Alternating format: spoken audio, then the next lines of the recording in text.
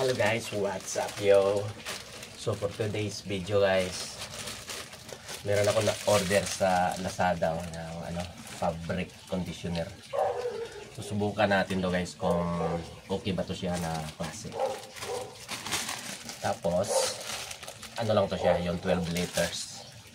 So ito lang, maganda lang tayo ng tubig na 12 liters kaya ito. Tapos yung ano nila guys, may nakalagay ng instruction. So susundan natin tong instruction nila. Sabi dito, unahin daw paghalo yung gel. Yung gel niya. Yan ang gel niya guys. Tapos yung magandang paghalo pala guys, yung ganito, yung may hindi siya bilog na yung para ma-mix ng maayos. Yung ganitong klaseng kahoy para ma-mix ng maayos.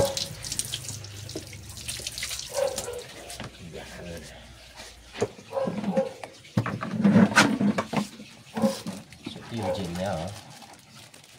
Hanapin yung gel niya.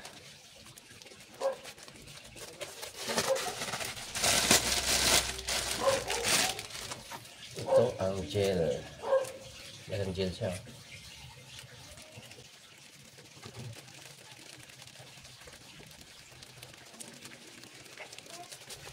Ayan na guys yung gel yan guys. So kailangan daw matunaw ng todo to.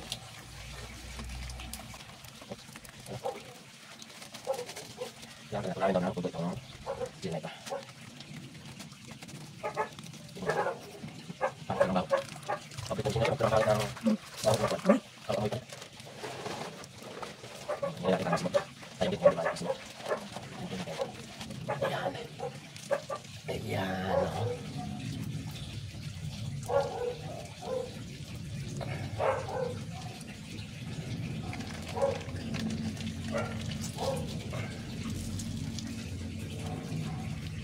Yun.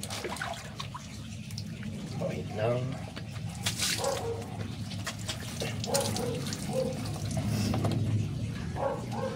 So, yan na guys. Mix na natin guys.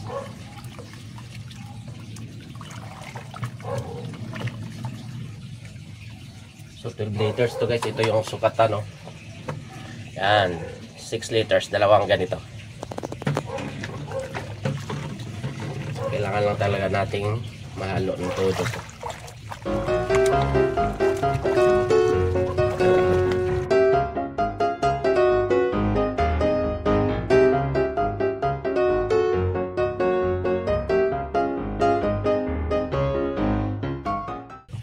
So ayan guys, oh.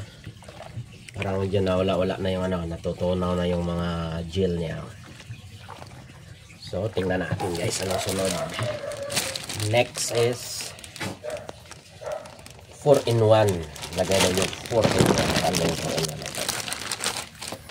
Yan ang 4-in-1. IDTA preservative anti-bac.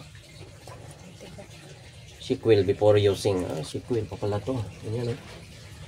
So itong sa amin guys is panggamit lang namin to. Pang gamit lang namin. Sarili namin gamit to. Hindi namin binibenta to. Pero sa mga gusto mag-business dyan, maganda na rin to pang business nyo, lalo na pag maraming mga tao sa lugar nyo. So ito na guys, na-mix na siya. So lagay na natin yung 4-in-1. Tapos halo na naman. Walang katapos ang halo to dito guys. Katulad din to ng ng dishwashing.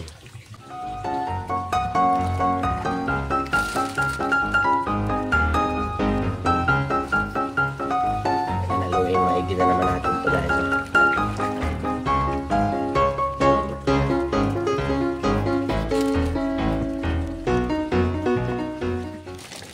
So ang kasunod niya ay ilagay ang colorant dahan-dahan habang hinahalo upang ma-achieve ang kulay na gusto. Kala ko kulay na ginto. Yan, blue colorant.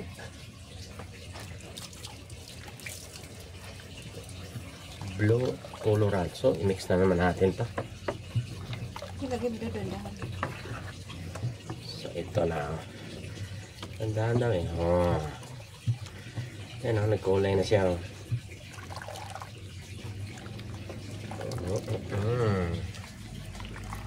Kasi yung napili namin kulay yung blue. Ganito talaga siya.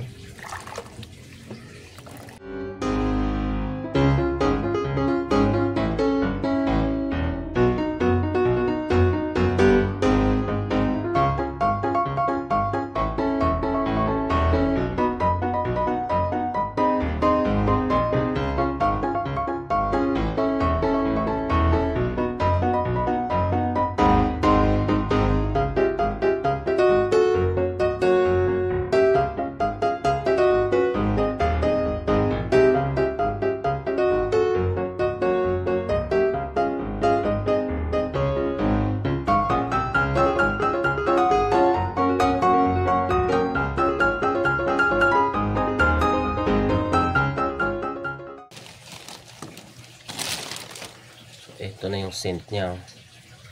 Anti-back scent.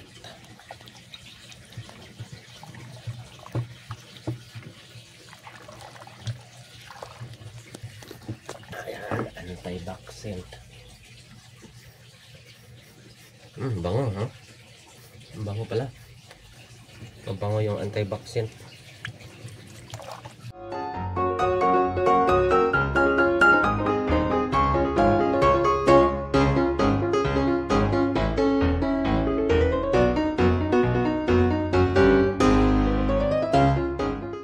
Muna guys, na haluin muna natin na maigit. Grabe ang bango.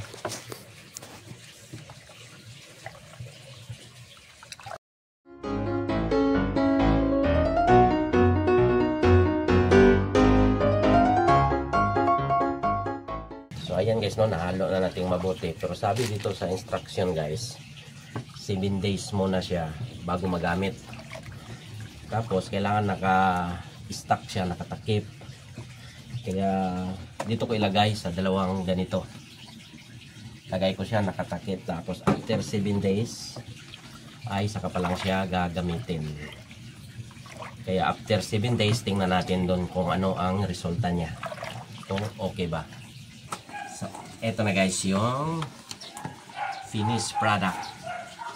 Yan, hindi talaga namin sinagad talaga na 12 liters para medyo mas siya, mas mabango, pero sobrang bango talaga niya. Yan, so stock for 7 days tapos bago gamitin. 1 week later. Hello guys, what's up yo? So after 7 days subukan na natin to kung okay ba siya, or effective ba, or okay ba yung quality niya.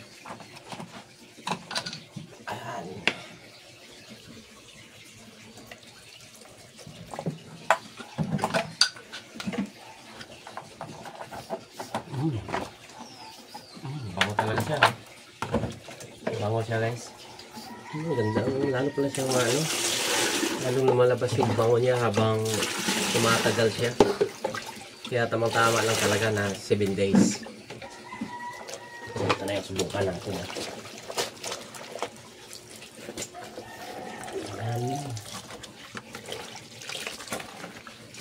Ito mga nilaban ko guys. Ito yung subukan natin guys.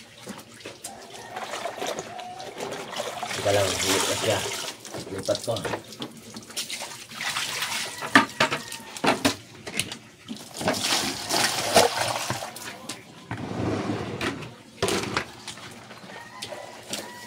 So, ayan na siya guys. Oh. Bango. Bango. Bango talaga.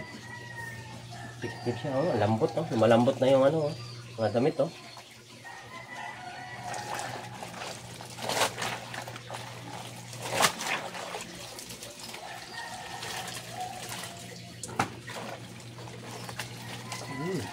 Ang bango ah. Ang bango-bango ah. Ayan siya.